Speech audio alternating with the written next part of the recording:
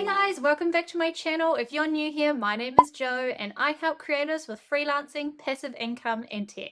In today's video, I'm going to be showing you how you can make more money with your ebooks by adding these 4 things. You probably have spent quite a bit of time getting your ebook together, and while the content itself is what you're charging for, there are also other ways that you can add extra revenue and help your readers.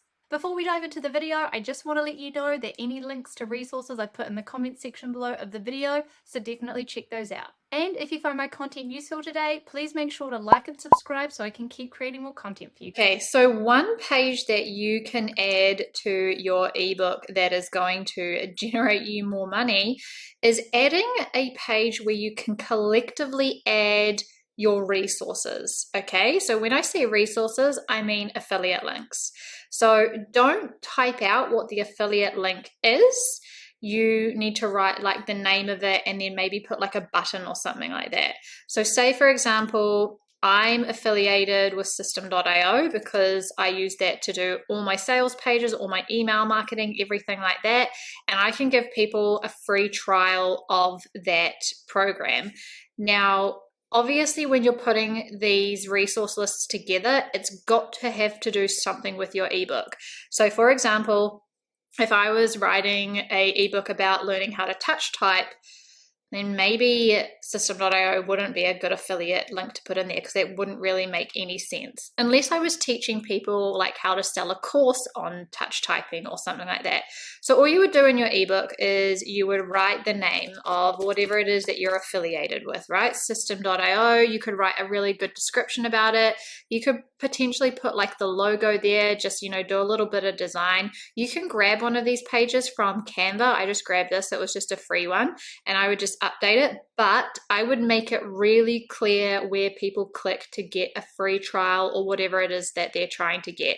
So I would probably make sure that I would add in like a huge button, like go here, like get the trial, like, oh, that's an ugly color. Whatever it is, so you might even want to like remove pictures instead and just have the buttons so that they can like go there. So what you would do is you would be like, get it girl, or whatever it is, make it a little bit bigger, and you would add in your affiliate link. So like I've got my affiliate link here just ready to copy, and I would copy that and I would link it in the places that I would think people are going to click, right? So I would probably link, can I link it in here? Let's just say, oh, I can, so I can link the text, which is there, and you want to make sure that it says link. Yep, sweet. And if I can link this, that would be good as well. Yep, link here as well, and I pop it in there. So what happens is usually you put a resources list either at the start or at the end of your ebook, but it's just a good collective place to remind people that these are the resources that are going to help them do whatever it is that you're selling in your ebook, but it also means that if they sign up to anything in your ebook, that you're going to get that affiliate commission. The next page that you can put into your ebook to help you make a little bit more money, well, it's not really a page, it's kind of using the same concept as the affiliate links, but if you've got a page in your ebook that is talking about a system or a tool or anything to do with your affiliate, wherever the name pops up, what you need to do is put a button on that page. So for example, like I learned how to touch type when I was like 15 with this software called Mavis Beacon, and I don't know if it's still around, but if they did give a free trial and I was an affiliate of that product, that software, then I would put the link there. So I would make sure that it was a button that was really easy to display, it's got something to do with the ebook, and I would put a link there. The other place that you would do it as well is throughout the page. Now, if you mention your affiliate program like multiple times, don't spam the page, just put it somewhere where it's like at a good like ending. So they've gotten all the information that they need and then the affiliate links at the end. So for example, if like Mavis Beacon was at the end right here, I would highlight that text and then I would pop in the affiliate link there. I would also want to make sure that it was underlined and it was bold so that you could actually see it. So what you're really doing is, even though it's an affiliate link and you're affiliated with that product or that software or whatever it is, because it's got something to do with your ebook, you're actually helping somebody get there faster with all of this stuff that you're giving them. So it's actually a win-win situation. You're going to be able to make a little bit more money, but then you're also helping somebody else do something faster with whatever it is that you're recommending. The third tip that I can give you about making a bit more money with your ebooks is at the very end of your ebook, don't just end it with absolutely nothing. Don't end the ebook with just all of the content. You could also add in another product that's going to take that person to the next level. So say I was using the example of learning how to touch type for beginners with Mavis Beacon, whatever it is. At the very end of the book, I would have like take the course. So it's like the next level up. So it could be a course, or it could be like get this template, anything that's going to help that person that you've created that you can offer, that's going to basically lead them down another route of purchasing. So this could link to a sales page in system.io so that they can go through that sales process. But I highly recommend that you make sure that at the end of your ebooks, you always have somewhere for a place for some people to go where they can do more stuff. Not everyone's going to take it, but it's just another opportunity for you to be able to help somebody do something else and level up their skills. And also you can make a little bit more money that way as well.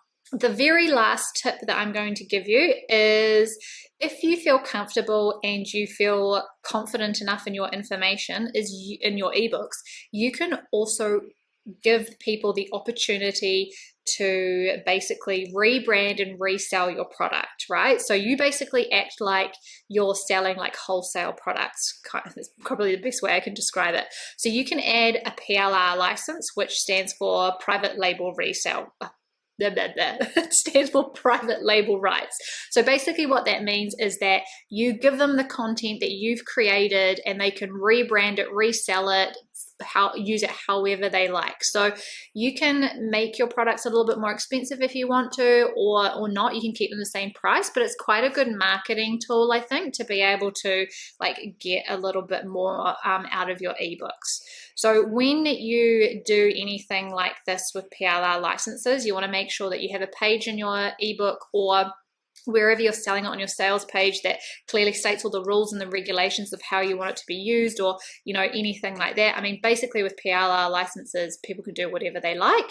And what you can do to help it be easier for people to like rebrand and resell is you can give them like a Google Doc or a PDF, which is just like plain text, and then you can also share them a Canva template that's got all the design and everything in it already.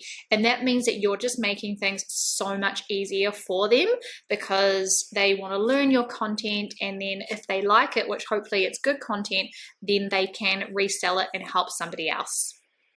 Okay, so the very last tip that I have is to use a sales page that also captures email addresses, because you're going to be spending all this time and money and effort driving traffic to, sell your ebook. You can make a little bit more money from people who don't necessarily want to buy straight away, but they are sort of semi-warm leads. So I use system.io for all of my sales funnels and all my pages and everything like that. It basically runs my whole business. And I created a template called Ebook Edge, which you may or may not have seen. And what you can do is you can buy the ebook straight away in this template, or you can get the free preview. Now, the thing with the free preview is once they click on that, it takes them to the page where they need to give me their email address to be able to see the first chapter. So it just gets a little bit more, I guess, bang for your buck out of your ebook, because you're doing all this stuff anyway, so you may as well collect their email address so you can market to them later. So once they do that, it comes to the order form, and I've just got like a timer there, and you can see that they can get the first chapter free and they can scroll through, and it looks really cool. This is just made in Canva, and I've just inserted like a live link. They can also make it bigger and zoom up and really read it.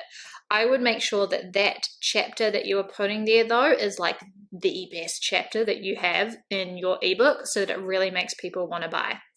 And then it's just got the order form right there. Now, if they don't buy from here, still, It doesn't matter because you have got their email address and now you can market to them through email campaigns. So if you enjoyed my content today, please like the video, make sure you subscribe, even leave a comment below to let me know that you are loving this content so I can create more for you.